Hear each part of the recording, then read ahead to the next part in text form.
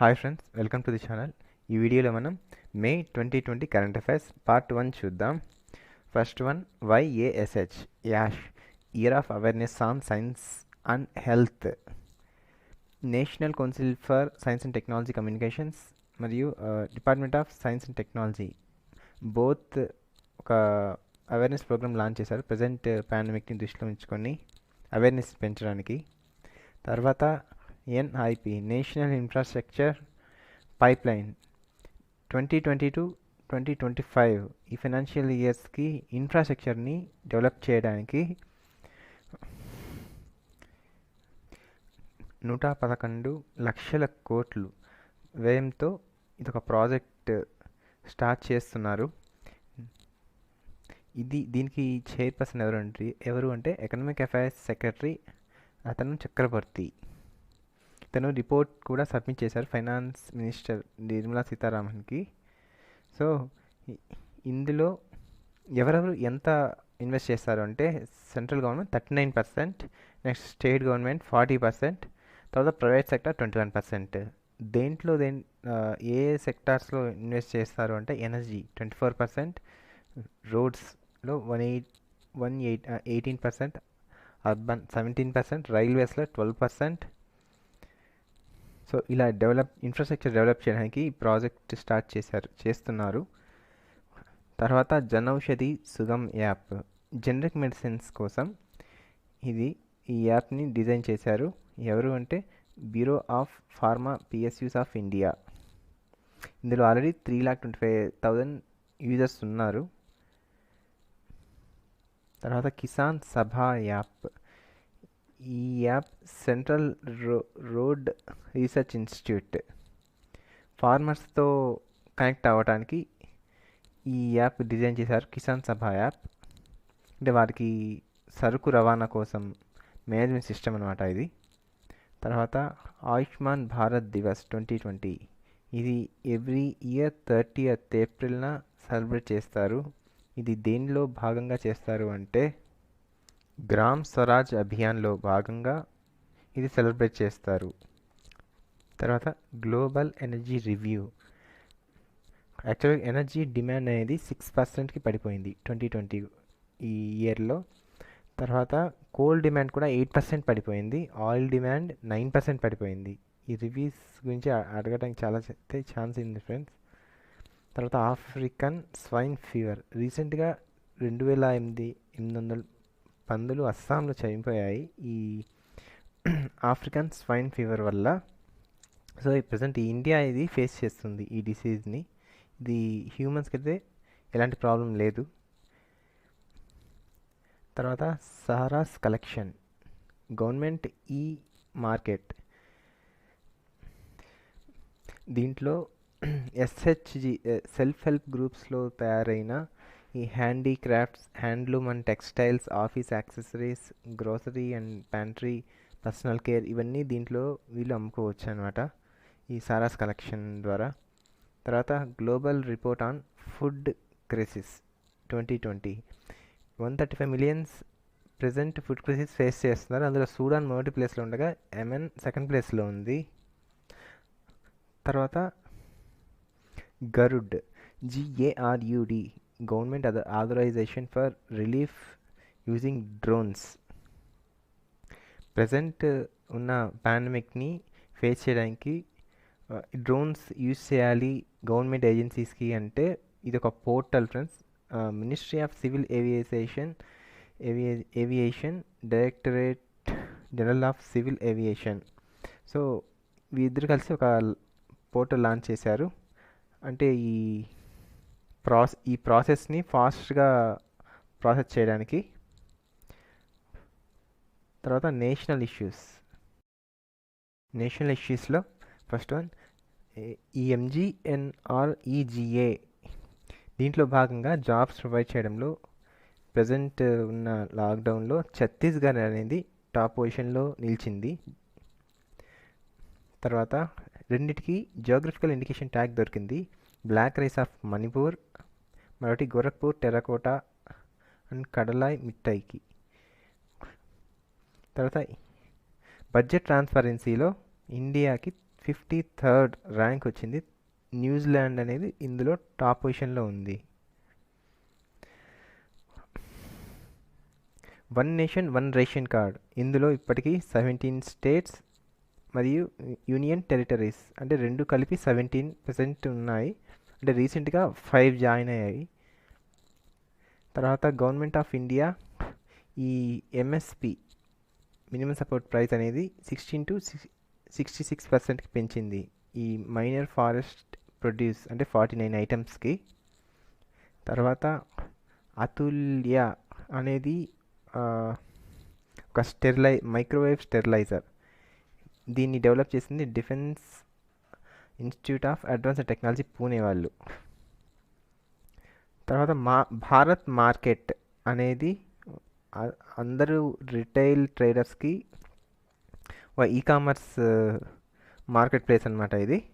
దీన్ని డిజైన్ చేసింది confederation of all India traders. తర్వాత the saffron cultivated in Kashmir valley, దీనికి జియోగ్రఫికల్ ఇండికేషన్ ట్యాగ్ దొరికింది. త్రిశూర్ పూరం, ఇది ఫెస్టివల్స్ అన్నీ అంటారు. ఇది కేరళలో 2 డివిజన్స్ మధ్యలో ఇది జరుగుతుంది. ఫెస్టివల్స్ ఎగ్జామ్స్ అడుగుతున్నారు కాబట్టి ఇది ఒకసారి చూడండి ఫ్రెండ్స్.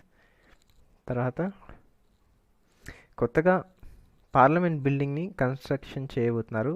ఎన్విరాన్మెంట్ మినిస్ట్రీ వాళ్ళు అప్రూవల్ ఇచ్చారు. 922 crore రూపీస్ని ఎస్టిమేషన్ అనమాట దీనికి.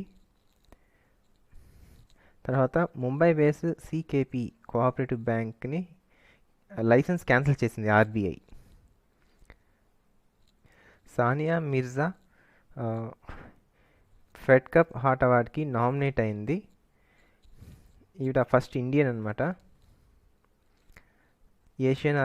ఏషియా ఓషియనియా జోన్ నుంచి. తర్వాత ఫ్రీ అండ్ క్యాష్లెస్ ఇన్సూరెన్స్ని ప్రొవైడ్ చేయడంలో ఫస్ట్ స్టేట్ మహారాష్ట్ర. రష్యా నుంచి కెమోవ్ 31 ఈ 10 చాపర్స్ని ఇండియా కొనబోతుంది. ఇవి కొని నేవీకి ఇవ్వబోతుంది. ఇండియన్ నేవీ ఒక ఆపరేషన్ స్టార్ట్ చేసింది, సముద్ర సేతు. అబ్రాడ్లో ఉన్న ఇండియన్ సిటిజన్స్ని తిరిగి తీసుకురావడానికి. తర్వాత డిఆర్డిఓ ఒక ultraviolet disinfection tower EV blaster ఒకటి డిజైన్ చేసింది ఫ్రెండ్స్.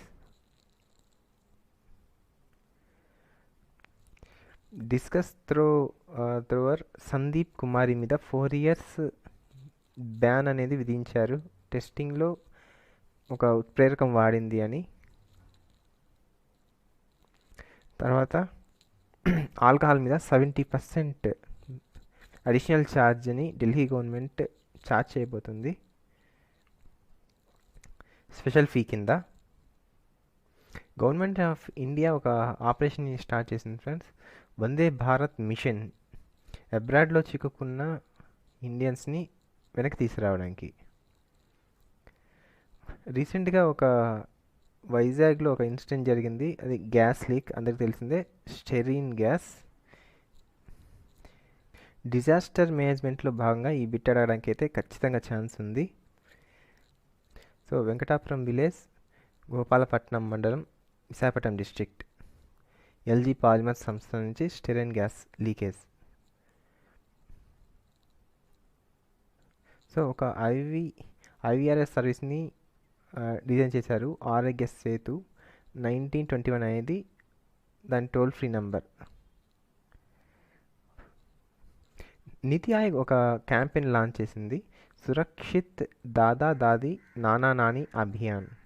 సో సీనియర్ సిటిజన్స్ ఉన్నారు కదా, వారి హెల్త్ పర్పస్ వాళ్ళు సురక్షితంగా ఉంచడానికి సీనియర్ సిటిజన్స్ ఉన్నారు కదా, వారి కోసం ఈ క్యాంపెయిన్ స్టార్ట్ చేసింది.